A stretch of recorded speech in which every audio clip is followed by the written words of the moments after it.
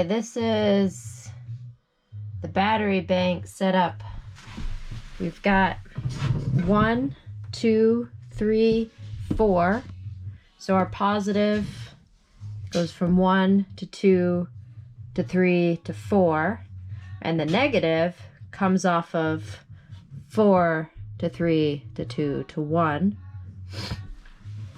So now I need to hook up the inverter. Still needs to be hooked up to its fuse. I need to get the fuse actually on the battery here. I got a 400 amp fuse I need to get installed in this line. And then I'm going to double check that all my DC panels, that everyone has their fuse, and that everyone's connections look good. I just have the LED lights for the AC box. That's what these wires are down here. I need to hook those up. And then I'll, I don't know, turn that switch on. I'm pretty nervous. Mostly because I've seen some sparks this morning.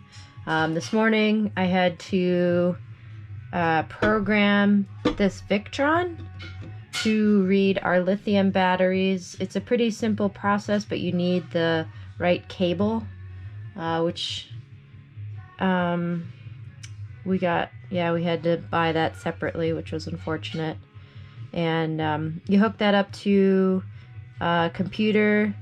There's a lot of online resources on how to do it, but most of the online resources were pretty outdated.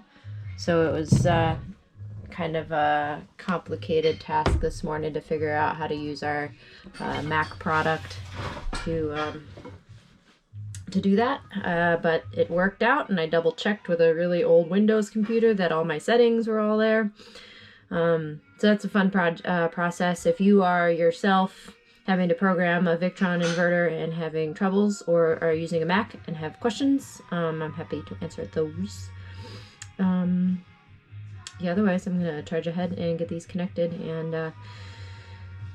turn it on. Okay.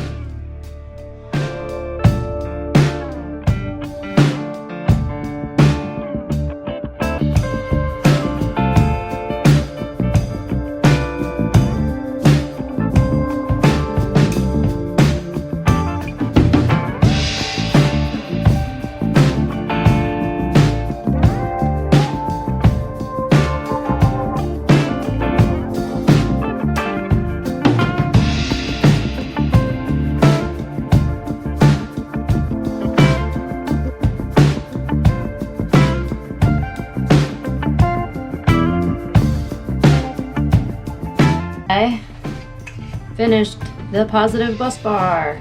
So here is the start of some of the electrical components.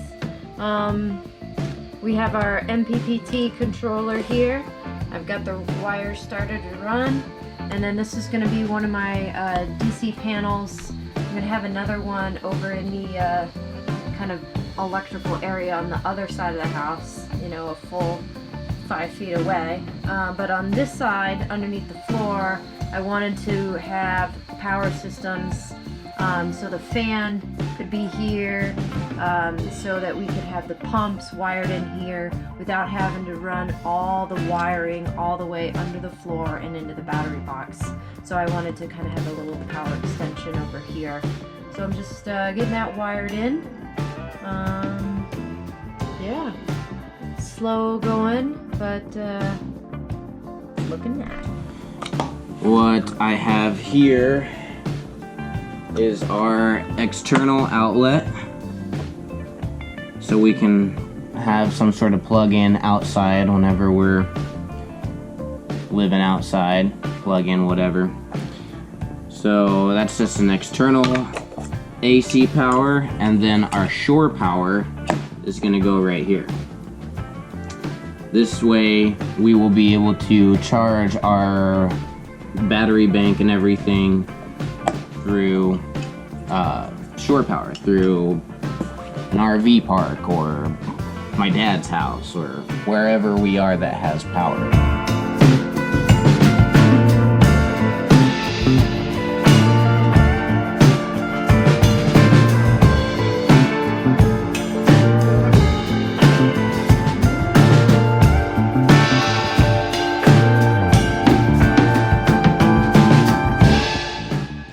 here's our shore power inlet will go there. And then these wires coming out here are for the DC to DC charger. We use this little quick disconnect plug because the wires coming out of this are going to go up into the truck's battery. And because this is a removable unit from the truck, we wanted to be able to disconnect those wires. So we got this plug. And then we'll get another one for this wire is the on-off switch that's going to be in the cab of the truck for the DC to DC charger.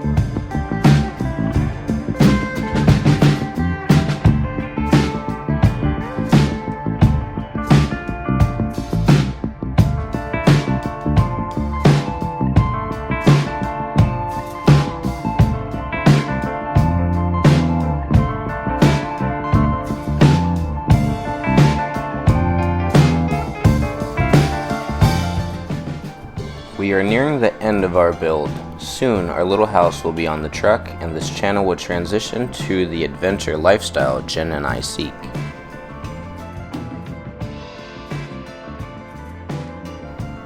Thank you for watching another step to our Bear Den build. Hit that thumbs up button. Click the bell to make sure you don't miss out on our up and coming videos. We will keep you all in the loop for the next projects on our list. Alright, I've gone through everything except the LEDs to the AC fuse box are hooked up. I feel like I've talked it out. All the connections are tight. I'm just nervous. So nervous. Go forth with confidence. Flip that switch, baby. Flip it and look away.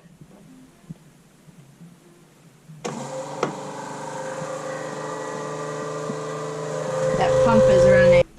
It's got power. It does have power. That's cool. That was a good indicator, and maybe that little light. Yeah, so it looks like there must be like... It probably holds a charge. It'll. This thing has residual charge in it. It says that things are... It says... I don't know anything about how that works yet. We're gonna have to learn some things. The rover. So much learning. Oh, he's doing it. It's fresh is so clean. Those light up. Oh, those light up. That's annoying. That's on. There's look at that. There's our blue light in our head. That'll be enough light to kind of pee, huh? Oh, totally. Isn't that a cutie? Switch works. Now hit that switch down there. For the Jabsco pump? Yeah. Jabsco pump works. Mama. Holy crap. Holy crap. She did it. Holy crap. She did it, folks. She wired this entire system herself. Ooh, we need to try AC. Yeah. Mm-hmm. Okay. AC. I'm going to turn on the inverter.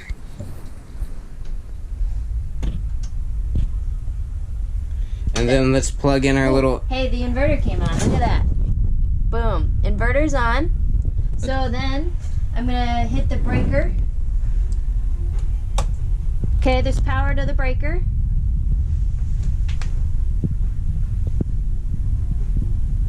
Why did the LEDs came on? Oh, they must be just for that one. Well, the other one's off. Boom. Now we're on for our AC. Plug in your little LED light. Oh yeah, good call. Alright, LED light. Should just blast on, right? Maybe. Blast off.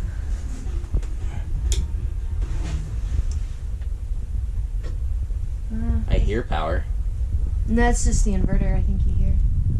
So it has the red light on the reverse polarity, so maybe that's telling me that I did some wiring backwards.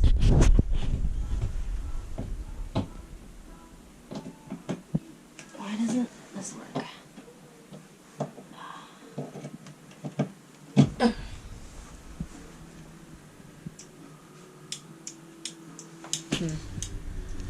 AC probably needs a little attention. Yeah, I don't know about AC. That'll be fun to play in that little box. So, dang. Well, nothing blew up.